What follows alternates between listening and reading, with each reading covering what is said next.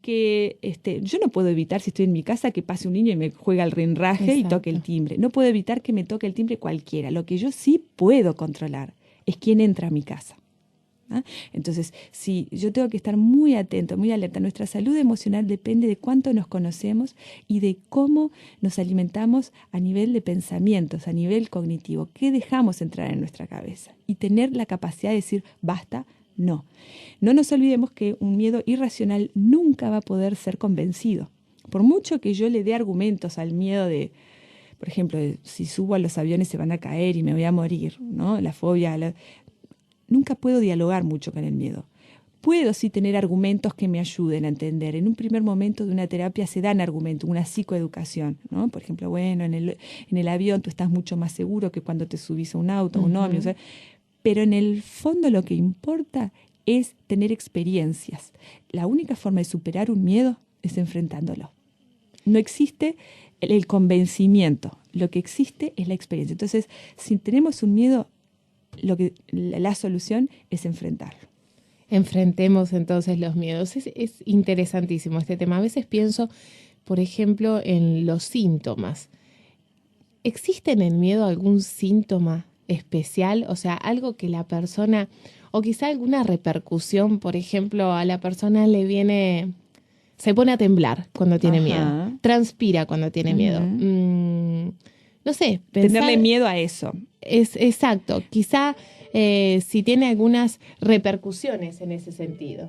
Bien, mira, en realidad no sé si te estás refiriendo a esto, pero a lo que estás describiendo se parece muchísimo a lo que le pasa a las personas que sufren de ataques de pánico. Uh-huh. El ataque de pánico es la interpretación errada, equivocada, exagerada y extrema de un síntoma. Entonces la persona empieza, por ejemplo, a respirar rápido o a sentir un dolor en el pecho. Entonces se empieza a angustiar y eso empieza a generar una cascada de sintomatología. La persona siente que se va a desmayar, que se va a morir, que se va a volver loco. Que el que ha experimentado ataques de pánico sabe lo feo que es eso. Pero en realidad es porque interpretó que ese primer síntoma era que se le iba a pasar algo malo. ¿Ah? Uh-huh. La interpretación, el creer que lo que me está pasando es grave, eso genera a su vez una cascada de mayor temor. Y después la persona le tiene miedo al miedo. Entonces deja de ir a los lugares donde le pasó eso porque tiene miedo de que le vuelva a pasar. Pamela, me estaba acordando, mientras tú me estabas diciendo eso, nos estabas enseñando, una noticia que salió hace muy poquito acerca de la cantidad de personas que están falleciendo uh-huh. en diferentes lugares por el miedo al cáncer, uh-huh. pero por el hecho de tenerle miedo. Eso también tiene un nombre. Sí. Cuando uno tiene un dolor y ya piensa que es lo peor. Sí.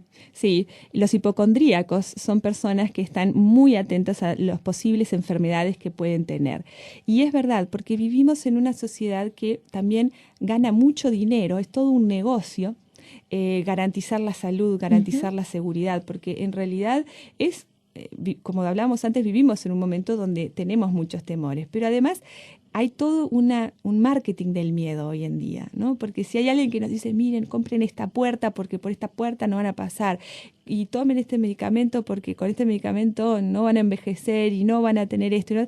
Entonces vivimos todos muy con el tema de evitar enfermedades, evitar la muerte y se nos genera en nuestra cabeza toda esta cuestión evitativa y le empezamos a tener miedo al miedo y generamos en nuestra cabeza como decíamos, una desregulación de esta alarma que debería estar para los peligros reales uh-huh. y no para las posibilidades. Las posibilidades, vivimos en un mundo que, por eso es tan importante estar en contacto con lo que son nuestras realidades, los datos de realidad, darnos cuenta de que si estoy sano, si estoy bien uh-huh. y empiezo a tener demasiados pensamientos de preocupación, empezar a decir basta.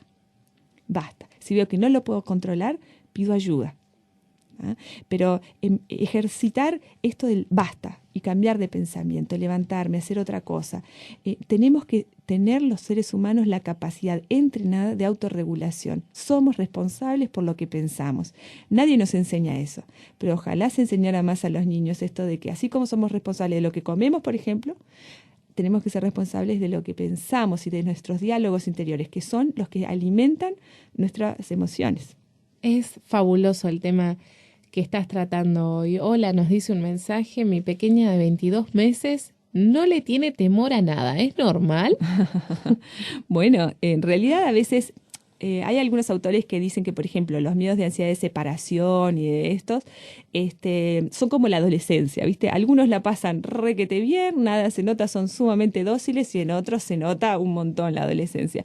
Yo creo que si se mirara bien atentamente, se daría cuenta que a los 8 o 9 meses ella empezó a darse cuenta. Quizás no llora cuando ve un extraño, pero quizás se pone un poquitito más tensa.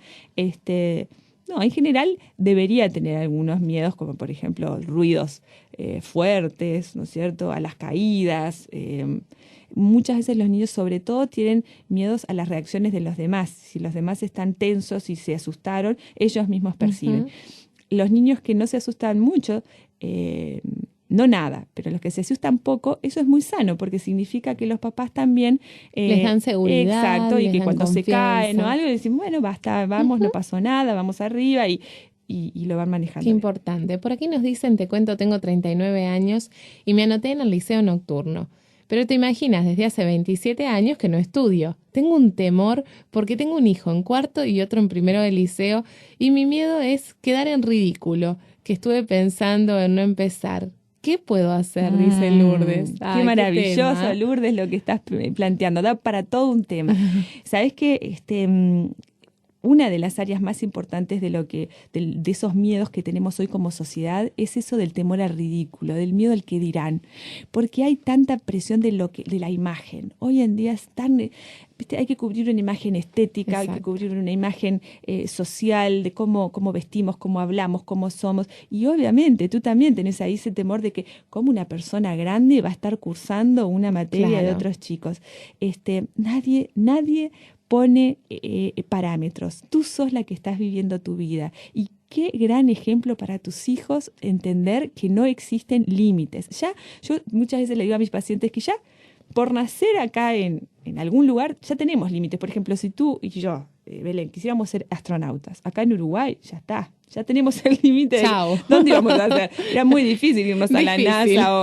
O si, viste, tú sos muy alta. Si quisieras ser bailarina de ballet, tampoco. Te digo que no. O sea, ya hay limitaciones con las que nacemos, como para autoponernos nosotros limitaciones absurdas, porque en realidad no tienen que ver con... A ver, el otro día...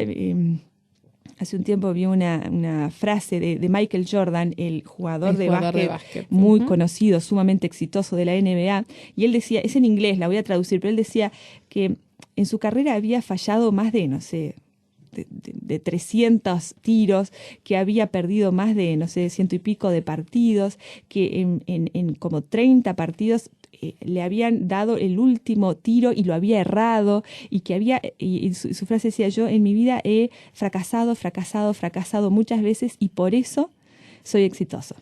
¿No? ¡Qué maravilla! Porque el miedo al fracaso, el miedo al ridículo, lo único que genera en nosotros es la parálisis. Exacto. Y la parálisis es la garantía del fracaso. Exacto. No hacer tus cosas, no hacer lo que tú quieres hacer, salir y progresar, es igual a fracaso. Bueno, así que Lourdes, adelante. Estás haciendo un excelente trabajo, adelante. Y sí, es verdad, vivimos en una sociedad que a veces también le pasa a las personas que tienen sobrepeso, también les pasa a las personas que, yo qué sé, tienen una nariz grande o les falta un miembro, o también, viste, hay mucha discriminación. Eso ya pasa, viste, el temor social ya pasa por otros temas que son incluso hasta de discriminación. Pamela, qué importante es, ya estamos redondeando nuestro tema, pero qué interesante es poder hablar, poder aprender sobre este tema de los temores, porque como tú decías, es algo normal, es algo que tenemos, pero muchas veces esos temores quizás si se apoderaron más de nosotros, nos hacen sentir mal, nos hacen pasar por muy malos momentos. Claro, y sobre todo no nos ayudan a hacer y a realizarnos para el objetivo final que tenemos en este mundo, ¿no? Que es ser la mejor versión de nosotros mismos. Exacto, ¿no? Lo recuerdo bien. Exacto, todas las cosas que nos obstaculizan para poder ser la mejor versión de Pamela, la mejor versión de Julio, la mejor versión de Belén. Es decir, todo eso es un problema, ¿no? Los miedos deberían ser una herramienta que tenemos, que está en nuestra mente para ayudarnos a identificar las situaciones problemáticas, y cuando tenemos miedo, nuestra adrenalina nos ayuda a resolverlos mejor, salir corriendo más rápido, nuestros músculos se ponen tensos.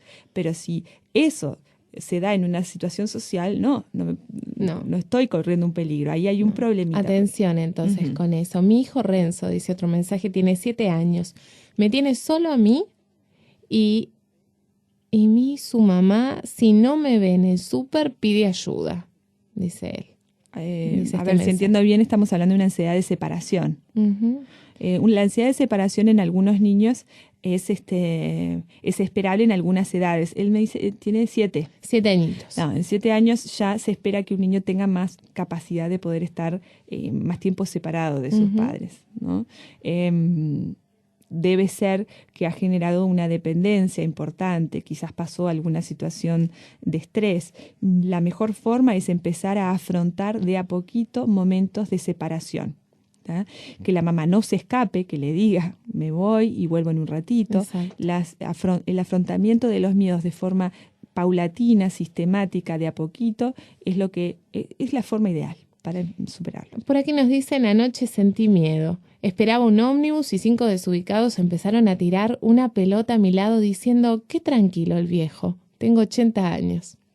Bueno. Es de lo que tú hablabas hoy, Pamela, bueno, ¿no? Ese es un miedo que podríamos decir contextualizado en el 2012, Exacto. donde un estamos. Miedo normal, es un verdadero. miedo esperable, normal. Si eso sucediera en el 1940, capaz que te diría, bueno, está siendo un poco exagerado porque unos chicos están tirando pelota, pero en el 2012 te diría que bastante adecuado. Otra amiga nos escribía contándonos que tuvo ataques de pánico, pero que está mejor. Por aquí nos dicen muchas gracias por sus consejos y estimulación. Besos, Pamela y Belén. Bueno, muchísimas gracias.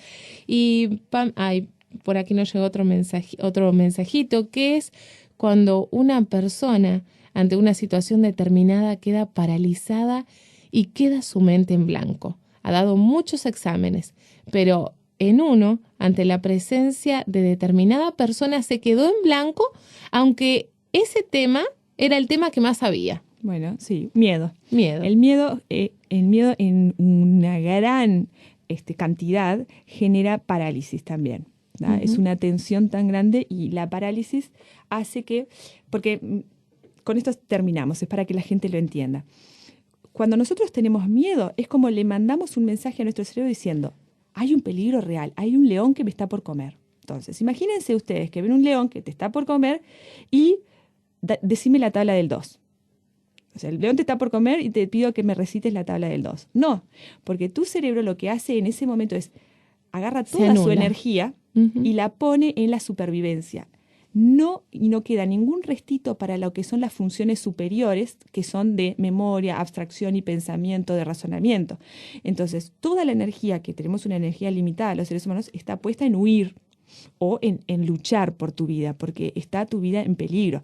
Entonces, por más que no sepamos las tablas del 2 perfectamente, si yo estoy luchando por mi vida, no la voy a recitar. Exacto. Entonces, lo que pasa en ese caso con muchos de los alumnos que no pueden dar exámenes porque dicen que se quedan así, es porque esa alarma está tan desajustada, algo malo que habrá pasado, probablemente sea un chico que tiene elementos de ansiedad, que su cerebro, cuando ve a esa persona, piensa, estoy en peligro de vida. Estoy bloqueado. Entonces, lo que hace el cerebro es bloquea justamente todo lo que son las funciones superiores, agarra y tiene toda su energía puesta para luchar, pero en realidad no hay que luchar con nada. Entonces, en estos casos, a veces, para desbloquear, ayuda alguna consulta terapéutica o una ida al doctor y ver alguna cosa que lo ayude. Pamela, este tema fue estupendo. Te agradezco muchísimo. Quizá a las órdenes. Queden preguntas por allí que en posibles entrevistas quizá las vamos a ir sacando por allí. Pero fue muy lindo el tema, un tema que seguro nos ayuda muchísimo a todos y te agradezco por haber compartido tu tiempo, tu parte de ti aquí en Viva la Vida. Un gusto para mí.